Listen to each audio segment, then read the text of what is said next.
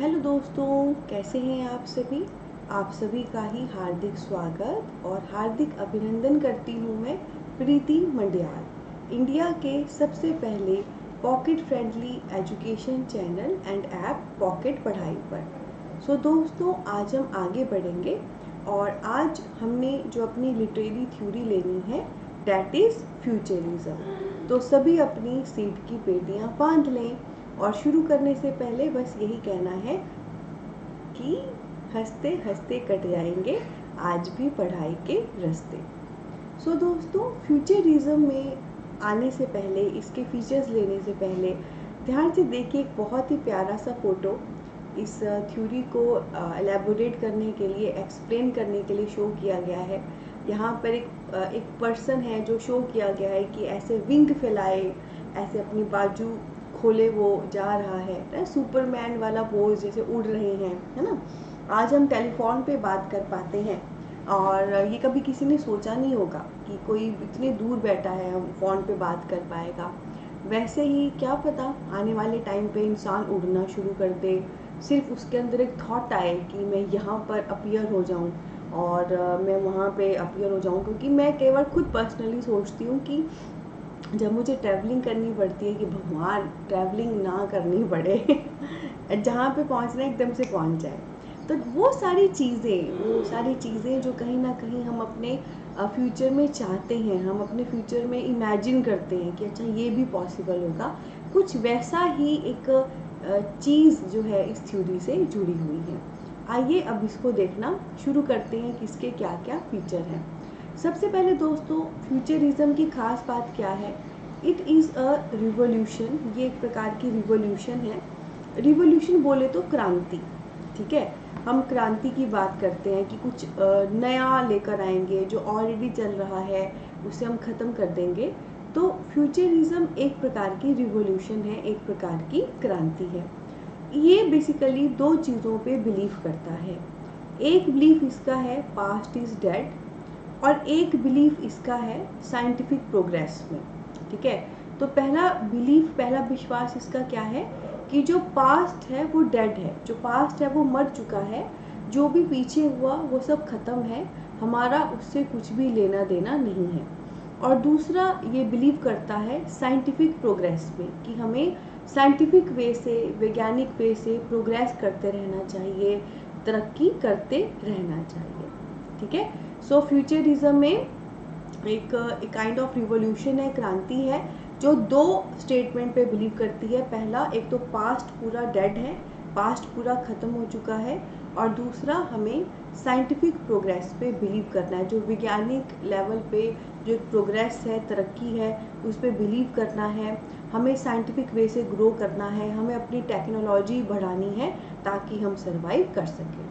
इसके बाद दोस्तों, इसका जो सबसे पहला मैनिफेस्टो था, फर्स्ट फ्यूचरिस्ट मैनिफेस्टो, वो फिगारो में आया था 1909 में, 1909 में फिगारो में वो आया था। अब मैनिफेस्टो क्या होता है, पहले मैं ये बता देती हूँ। मैनिफेस्टो होता है जिसमें किसी चीज़ की रूल्स रेगुलेशन बताई जाती हैं, ठीक है। कि मान लो ये जी थ्योरी है, ये इसमें ये चीज़ है, ये चीज़ है, ये इसलिए बनाई गई है, ये इसके बिलीफ हैं, ये इसके पॉइंट्स हैं, ये इसके कैरेक्टरिस्टिक हैं, ये इसलिए आई है। तो फ्यूचरिज्म के बारे में वो सारा जिसने बताया वो बेसिकली 1909 में बताया गया था और वो फिगारो जगह में आया था, ठीक है। ध्यान से देखिए, एफ से है फ्यूचरिज्म, एफ से फिगारो में, एफ से फर्स्ट मैनिफेस्टो इसका आया था, ठीक है। एफ से फ्यूचरिज्म थ्योरी का, एफ से फर्स्ट मैनिफेस्टो जो है एफ से फिगारो जगह पे 1909 में आया था, ठीक है। तो इस प्रकार से कुछ रिलेट करके आप चीज़ों को पढ़ सकते हैं, याद हो जाता है। F futurism, F first manifesto, F Figaro जगह पे पहली बार 1909 में इसका जो है मैनिफेस्टो आया था। उसके बाद दोस्तों, जो मेन फिगर हैं इस मूवमेंट से जुड़े हुए, जैसे हर मूवमेंट से जुड़ा हुआ कोई ना कोई मेन पर्सन होता है, तो फ्यूचरिज्म से जुड़े हुए जो मेन पर्सन है डेट इज़ फिलिपो मार्नेटी, ठीक है। कौन है इससे जुड़े हुए मेन पर्सन, वो है Filippo Marinetti. So again it is F, ठीक है। एफ से फ्यूचरिज्म मूवमेंट, राइट। एफ से फ्यूचरिज्म मूवमेंट, एफ से फर्स्ट मैनिफेस्टो, एफ से फिगारो जगह पे आया, और एफ से फिलिपो मार्गनेटी इससे जुड़े हुए पहले पर्सन हैं। फ्यूचरिज्म, फर्स्ट मैनिफेस्टो, फिगारो जगह और फिलिपो मार्गनेटी पर्सन इससे जुड़े हुए हैं। So lots of F R there and उसी के माध्यम से इससे जुड़े हुए काफ़ी सारे पॉइंट्स हमको याद भी हो गए।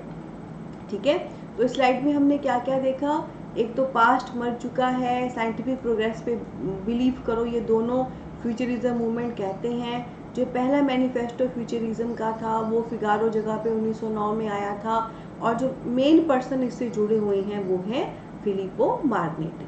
ठीक है, तो आगे बढ़ने से पहले दोस्तों बताना चाहती हूँ, ये एक एक पॉइंट ना एक एक MCQ है जो अकेला अकेला भी पेपर में पढ़ सकता है या इकट्ठे भी पढ़ सकता है। जैसे सारे जैसे आ जाते हैं पॉइंट्स आ जाते हैं, फिर आपको पूछते हैं इसमें से कौन सी स्टेटमेंट सही है कौन सी गलत है, वो आपको बताना होता है। तो उस वे से भी ये पेपर में पढ़ सकता है। तो अभी भी मैंने कोशिश की है प्रॉपर कलरफुल कंटेंट लाने की, प्रॉपर सिस्टमेटिक वे से हेडिंग सब हेडिंग टॉपिक मेंशन करने की, एक एक करके आपको पढ़ाया, टिप्स मैंने साथ में दिए, और साथ में मैंने आपको बताया भी कि पूरा करने के बाद एक बार दोबारा पूरा कर लो।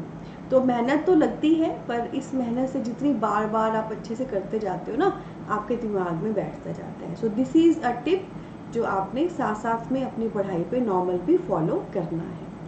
ठीक है, चलिए अब दोस्तों आगे मैं आपको बताना चाहती हूँ, इस मोमेंट में बेसिकली मैं आपको कुछ पेंटिंग आपसे शेयर करना चाहती हूँ, और उस पेंटिंग को बताकर कहीं ना कहीं ये मोमेंट मैं आपसे शेयर कर दूँगी। ठीक है, तो मतलब क्या है, इसमें पेंटिंग जो ली गई है वो क्यों है और पेंटिंग किस प्रकार की है, पहले थोड़ा सा बताती हूँ। जैसे ये मोमेंट फ्यूचरिज्म मोमेंट है ना, इसमें हम फ्यूचर की बात कर रहे हैं, वो आपको पता है। तो जब हमने फ्यूचर की बात करनी है ना बेटा, तो उस मोमेंट पे इसमें जो पेंटिंग भी है वो, इसमें पेंटिंग भी नॉर्मल पेंटिंग नहीं है जो आप नॉर्मली करते हो, नॉर्मल वाली पेंटिंग नहीं है इसमें। इसमें ऐसी पेंटिंग है जो नॉर्मली हम शो नहीं करते, वो आपको बताती हूँ मैं आपको। इसमें दो पेंटिंग की हम बेसिकली जिक्र करेंगे। एक पेंटिंग इसमें है द सिटी राइजेस जो 1910 में आई है। ठीक है, ये सबसे पहली फ्यूचरिस्ट पेंटिंग थी और इसे बोकेनियो ने बनाया था, और इसमें बेसिकली जो मॉडर्न सिटी है उसकी कंस्ट्रक्शन को इलिस्ट्रेट किया गया है, उसकी कंस्ट्रक्शन को पूरा एक्सप्लेन किया गया है। ठीक है, तो सिटी राइजेस ये पेंटिंग का नाम है कि सिटी राइज कर रही है, कोई शहर ग्रो कर रहा है, बढ़ रहा है। ये 1910 में पेंटिंग आई है। ओके, और ये सबसे पहली फ्यूचरिस्ट पेंटिंग मानी जाती है। इसे बोकेनियो ने बनाया है, और इसमें बेसिकली एक मॉडर्न सिटी कैसे बनती है, कैसे कंस्ट्रक्ट होती है, कैसे हम एक मॉडर्न शहर बनाते हैं, उसको बनाते हुए पूरा इसमें समझाया गया है। ठीक है, तो सिटी राइजेस में जैसे सिटी राइज कैसे होती है, जैसे नॉर्मल गांव से शहर बनता है, शहर से मेट्रो शहर बनता है, तो वैसे इसमें एक मॉडर्न सिटी की पूरा कंस्ट्रक्ट करते हुए बताया गया है, और इसे बोकेनियो ने बनाया है, और ये पहली फ्यूचरिस्ट पेंटिंग है।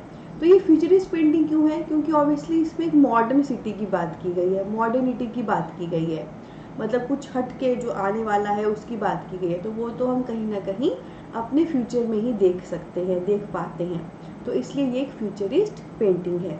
हाँ, एक टिप मैं आपको देना चाहूँगी, आप ज़रूर गूगल पे जाना और the city rises painting by Boccioni आप सर्च करना, तो आपको बहुत सारी इमेजेस भी ओपन हो जाएंगी, तो ये पेंटिंग आपको देखने को भी मिल जाएगी, तो आपके दिमाग में और क्लियर ये चीज़ हो जाएगी। उसके बाद दोस्तों इसके अलावा फ्यूचरिज्म से ही जुड़ी हुई दूसरी पेंटिंग है dynamism of dog on a leash. ठीक है, dynamism of a dog on a leash, ये 1912 में ये पेंटिंग आई है, और इसे गियाकोमो बाला ने बनाया है, गियाकोमो बाला ने बनाया है। और इसकी खास बात क्या है, ये एक कॉर्नो फोटोग्राफी है। ठीक है, कॉर्नो फोटोग्राफी का मतलब पता क्या होता है, जैसे सबसे पहले तो dynamism of dog on a leash, एक तो इसमें ना एक डॉग है, डॉग की लेग बताई गई है, डॉग की टांग बताई गई है, पर नॉर्मली आप डॉग की टांग ऐसे बनाओगे, मैं एग्जांपल के तौर पे बता रही हूँ ना, आप चार टांगे बता दोगे, है ना, पर इसमें ना टांग को नॉर्मली नहीं बताया गया है, बल्कि टांग का ना डायनामिज्म बताया गया है। ठीक है, डायनामिज्म होता है विविधता होना, डायनामिसिटी होना, एक वैरायटी होना। तो इसमें एक ही टांग की ना इस प्रकार से एक ही टांग की मूवमेंट बताई गई है। ठीक है, आपको एक ही टांग की मूवमेंट बताई गई है। ऐसे को मैं आपको बताऊँ, एक एग्जांपल दूँ, जैसे साउथ इंडियन मूवी होती हैं, उसमें आपने देखा होगा रजनीकांत का हाथ से जाता है ना, ऐसे मूवमेंट सिर्फ एक है पर कैसे शो करते हैं। ठीक है, तो वो जो आप एक एक करके शो करते हो ना, दैट इज क्रोनो फोटोग्राफी। और सेम चीज इस पेंटिंग में यूज की गई है। ये जो पेंटिंग है dynamism of dog on a leash, जो 1912 में आई है, जिसे गियाकोमो वाला ने बनाया है। इसमें जो डॉग है उसकी एक ही टांग को, उसकी एक ही टांग की पूरी डायनामिसिटी के साथ, वैरायटी के साथ उसकी जो है टांगे जो है शो की गई है, मतलब एक ही लेग को पूरी मूवमेंट शो की गई हैं। मैं अभी चाहती ना तो ये दोनों आपको दिखा सकती थी, अभी मैंने फ़ोन साथ में लेना था और कैमरे के आगे ये सर्च करके मैंने आपको दिखाना था। मतलब यही जैसे city rises painting by Boccioni और dynamism of dog on a leash by Giacomo वाला, but I want you to search it. पर मैं चाहती हूँ कि आप इसे सर्च करें और आप इसे सर्च करके देखें कि क्या कैसे है।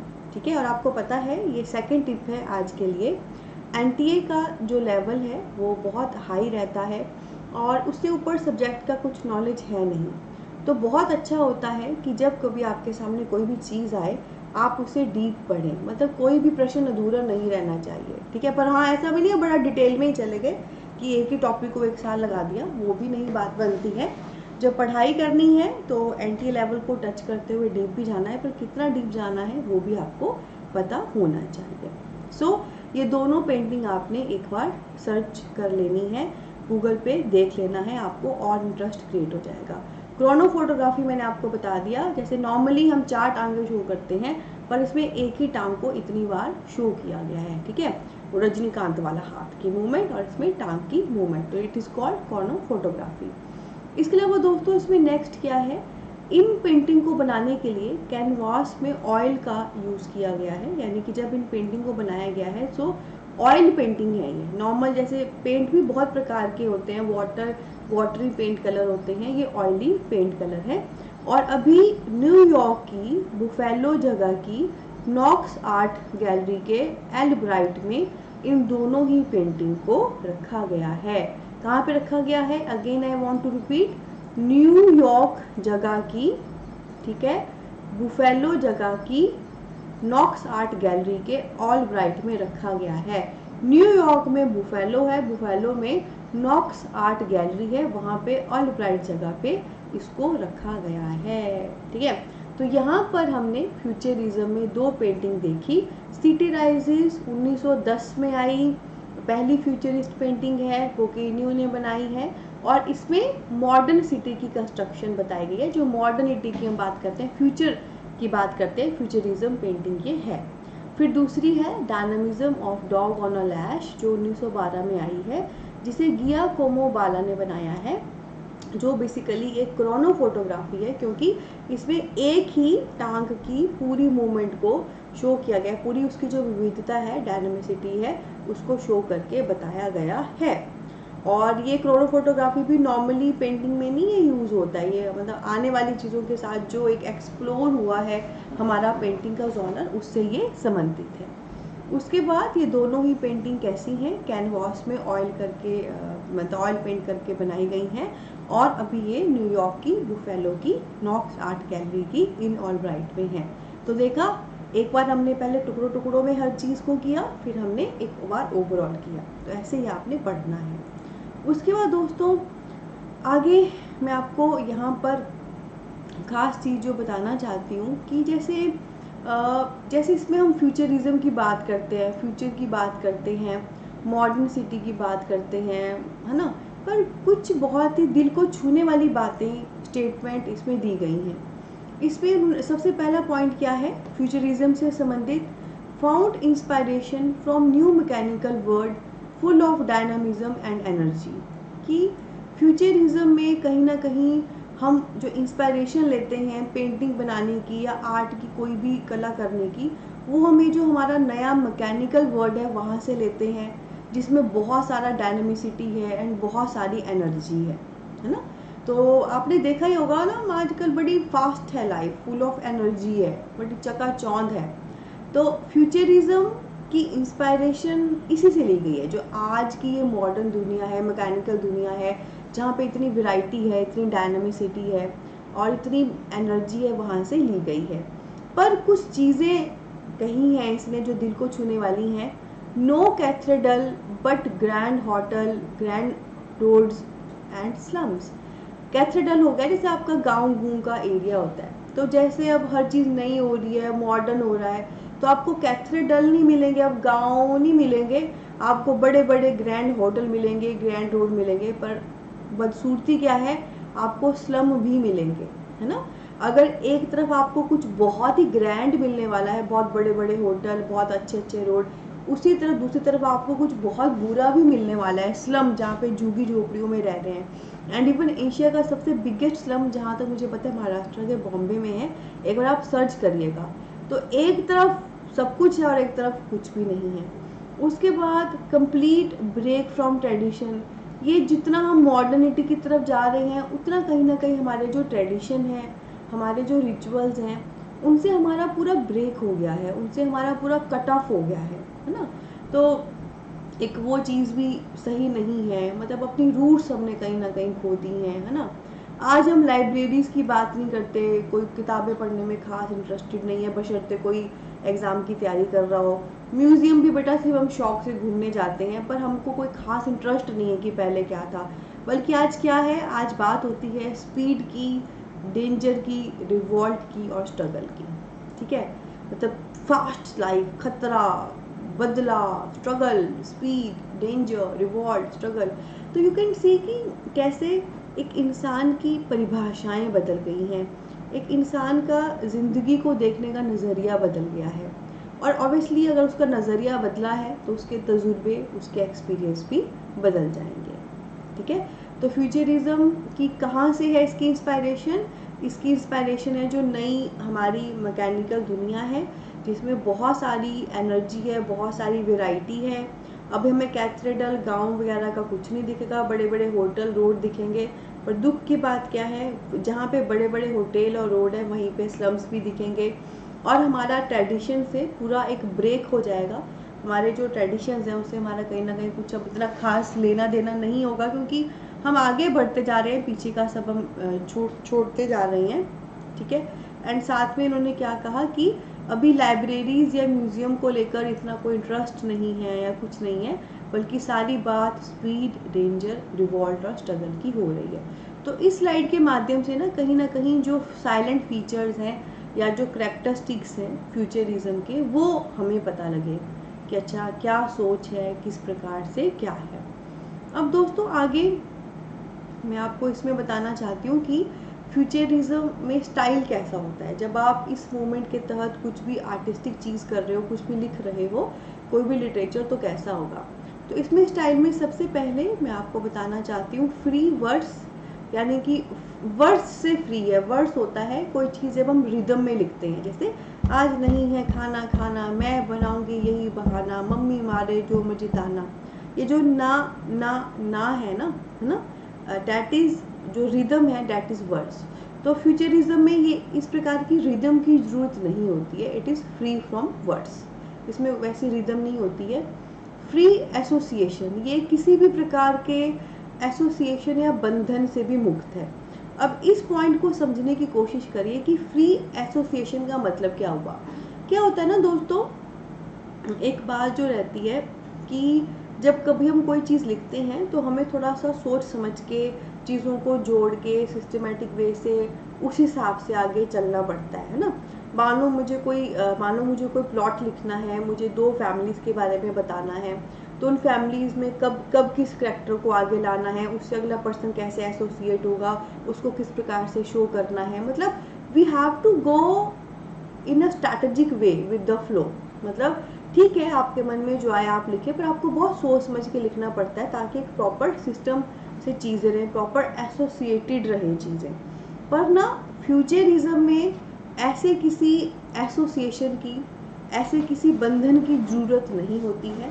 आप जो फील करें आप उसको फ्रीली लिख सकते हो, मतलब आपको ज़्यादा दिमाग लगाने की ज़रूरत नहीं है कि यहाँ पे ऐसा जोड़ना ही पड़ेगा तभी मेरी चीज़ बढ़िया होगी। You can just go with the flow in totality. आप जो फील करें लिटरली आप वो लिख सकते हैं, आपको कहीं भी वैसे चीज़ों को जोड़ने की ज़रूरत नहीं है ना। मतलब एट द एंड आपने जो लिखा उसका कोई मीनिंग निकले नहीं निकले आपको उससे कोई फ़र्क नहीं पड़ता, आपको बस लिखना है जो आप फील करते हो। उसके बाद नेक्स्ट है नो कैपिटल लेटर, है ना। तो इसमें कोई कैपिटल लेटर भी यूज़ नहीं होते। अब देखो यहाँ पे जब मैंने यही लिखा नो कैपिटल लेटर, तो ये नेक्स्ट सेंटेंस था ना ये, तो इसमें मैंने पहला अक्षर बड़ा किया था, है ना। पहला अक्षर मैंने इसमें बड़ा किया, एन इज कैपिटल हियर, है ना। तो you can see no capital letters, यानी कि इसमें हम कोई भी कैपिटल लेटर यूज़ नहीं करते। जनरली आपने देखा हो किसी का नेम हो, किसी जगह का नेम हो, किसी पर्सन का नेम हो, तो हम पहला अक्षर बड़ा करते हैं। ताजमहल में टी बड़ा होगा, प्रीति मेरा नाम है उसमें पी बड़ा होगा, शिमला जगह का नाम है एस बड़ा होगा। पर फ्यूचरिज्म में लिखती बार आप हर अक्षर को स्मॉल ही लिखते हो, आपको अलग से कैपिटल कहीं पे डालने की ज़रूरत नहीं है। उसके बाद लास्ट इसमें पॉइंट है नो ग्रामर। हुला लाला, बिना ग्रामर के लाइफ हो जाएगी झिंगा लाला। अरे ग्रामर ही नहीं है इसमें, है ना। जो ग्रामर होता है दोस्तों या व्याकरण होता है, आप सब जानते हैं वो रूट है किसी भी लैंग्वेज की, है ना। क्योंकि ग्रामर में रूल्स रेगुलेशंस आते हैं, क्या लिखना है, कैसे लिखना है, क्या पे क्या जोड़ना है। तो फ्यूचरिज्म टोटली फ्री है इससे, मतलब इसमें ग्रामर का ना कुछ भी लेना देना नहीं है। आपको अगेन जैसे वो सेकंड पॉइंट था ना फ्री एसोसिएशन वाला, सेम थिंग इज हियर। यहाँ पे यू कैन जस्ट गो जो आप लिखना चाहें, इसमें कोई ग्रामर एज सच यूज़ नहीं होगा, ठीक है। तो फ्यूचरिज्म का स्टाइल बड़ा अनोखा है। ये फ्री है वर्ड्स से, कोई रिदम लाने की जरूरत नहीं है। ये फ्री है एसोसिएशन से, कहीं पे कुछ जोड़ जुड़ाव की ज़्यादा सिस्टमेटिक वे से चलने की जरूरत नहीं है। You can just go with the flow and right. इसमें कैपिटल लेटर लिखने की जरूरत नहीं है, कोई भी चीज़ हो कुछ भी हो आप स्मॉल लेटर का ही यूज़ करोगे, और ये ग्रामर से भी फ्री है, यानी कि कोई बंधन नहीं है रूल्स रेगुलेशन का। उसके बाद दोस्तों नेक्स्ट इसमें मैं आपको बताना चाहती हूँ, एक जो आपको मैंने पीछे बताया था ना फिलिपो मार्नेटी, जो मेन पर्सन है इस मूवमेंट से जुड़े हुए, उन्होंने एक स्टेटमेंट दी है, let those younger and must valiant than us kindly throw us into the waste basket like useless manuscript. ठीक है, ये मार्निटी ने स्टेटमेंट दी है, फिलिपो मार्निटी ने, जो फ्यूचरिज्म मूवमेंट के की पर्सन है, करता धरता है। तो उनकी स्टेटमेंट क्या है, फिर से पढ़ रही हूँ मैं। Let those younger and must valiant than us kindly throw us into the waste basket the useless manuscript. ठीक है, तो दोस्तों ये आज मैं आपको घर के लिए काम दे रही हूँ। इसमें जैसे वेलिएंट शब्द है या कोई भी और शब्द होगा जिसका आपको मीनिंग नहीं आता है, सबसे पहले आपने उसको गूगल से सर्च करना है, ठीक है। और सर्च करने के बाद इसी इंग्लिश के सेंटेंस को हिंदी में समझने की कोशिश करनी है। फिर आपने थर्ड नंबर पे याद कर लेना है कि ये मार्नेटी ने दिया था। अब खास बात क्या, टिप जो आज का नेक्स्ट है, एक तो क्या होता है कि स्टेटमेंट आपके सामने है, आप उसे समझ लीजिए, एक्सप्लोर कर लीजिए, फिर थोड़ा सा रिलेट करके समहाउ जिसने वो लिखी है उससे जोड़कर याद कर लीजिए। एक तो होता है ये तरीका, ठीक है। या सेकंड तरीका क्या होता है, मान लो कोई स्टेटमेंट है आपको ना समझ आ रही है ना आपको याद हो रही है, तो जो आपको समझ नहीं आया ना, जो आपको याद नहीं हुआ, उसी से आप पेपर में उसे सही टिक कर सकते हो। फॉर एग्जाम्पल आपको ये वेलिएंट शब्द नहीं पता, ठीक है, और एंड में सेंटेंस के मैन्यूस्क्रिप्ट लिखा है, आप रट्टा ही मार लो ये मार्निटी का स्टेटमेंट है, ठीक है। मार्निटी की स्टेटमेंट में एंड में क्या था, मैन्यूस्क्रिप्ट, ठीक है, और इसमें वेलिएंट नामक शब्द आ रहा है जिसका आपको मीनिंग नहीं पता है, तो आप ऐसे याद कर सकते हो। तो ये दो चीज़ें रहती हैं सेंटेंस याद करने की। पहला तो सेंटेंस पढ़ो, उसका मीनिंग निकालो, समझो, और उसको राइटर से जोड़ के याद कर लो। या दूसरा, अगर आपको डायरेक्ट नहीं भी याद हो रहा है तो समहाउ कुछ शब्द आप चुन लीजिए जो आपको याद रह जाएं एंड उसको राइटर के साथ रिलेट करके कर लीजिए। तो जहाँ कहीं वेलियंट या मैन्युस्क्रिप्ट आएगा तो ये मार्नेटी का है, ठीक है। एक दो आप और भी देख सकते हैं, ठीक है। तो ये है हार्ड वर्क स्मार्ट अप्रोच के साथ करने का। और आप सब जानते हैं क्रोनोलॉजिकली सीक्वेंस वाले प्रश्न पेपर में काफ़ी रहते हैं, मिक्स मैच वाले पेपर काफ़ी रहते हैं, और ये स्टेटमेंट वाले भी रहते हैं। किस वर्क में कौन सी स्टेटमेंट है, किस राइटर ने किस राइटर को लेकर कौन सी स्टेटमेंट दी, किसने किस थ्योरी के तहत कौन सी स्टेटमेंट दी। तो आपने बिल्कुल भी नहीं घबराना है और मेरे ये 2 टिप अपनाने हैं। पहला, या तो समझ आ गया मीनिंग तो समझ के कर लो, ठीक है। और दूसरा क्या बताया मैंने आपको कि इस प्रकार से चीज़ें जोड़ के कर लो, ठीक है। और दोस्तों, इन टिप्स को ना जो मैं आपको देती हूँ अपने तक सीमित मत रखना। आगे जब आप भी भाभी टीचर बनोगे तो खुद भी यूज़ करना और अपने स्टूडेंट्स की भी इनके माध्यम से हेल्प करना। और दोस्तों, लास्ट फ्यूचरिज्म में क्या है, डाटाइज्म, श्योरलिज्म, एक्सटेंशनिज्म, फ्यूचरिज्म, ये सारी ही मूवमेंट बेसिकली जो वर्ल्ड वॉर हुए थे, विश्व युद्ध हुए थे, उनके आफ्टर इफेक्ट का रिजल्ट है, ठीक है। तो इससे पहले मैं आपको डाटाइज्म, श्योरलिज्म, एक्सटेंशनिज्म मूवमेंट ऑलरेडी करवा चुकी हूँ। ये फ्यूचरिज्म मूवमेंट हम कर रहे हैं। तो ये सारी ही मूवमेंट किसका रिजल्ट है, जो विश्व युद्ध हुआ है उसका रिजल्ट है ना। जो विश्व युद्ध हुए थे, लोगों ने अपने खो दिए, सपने खो दिए, तन मन धन की हानि हुई, लोगों को समझ ही नहीं आ रहा था, मतलब ज़िंदगी का फन नहीं दिख रहा था, पर्पस नहीं दिख रहा था, उसी का ये रिजल्ट है, ठीक है। सो दोस्तों, इस प्रकार हमारी फ्यूचरिज्म मूवमेंट बाइज्जत बरी होती है। तो इसके बाद नेक्स्ट हम नेचुरलिज्म मूवमेंट को करेंगे, हंसते हंसते कट जाएं पढ़ाई के रास्ते। सो दोस्तों, अगर आपको हमारी ये वीडियो अच्छी लगी हो तो वीडियो को ज़रूर लाइक करें और चैनल को सब्सक्राइब करें, शेयर करें आगे उन सब बडीज़ के साथ जिनके काम ये आ सकती है।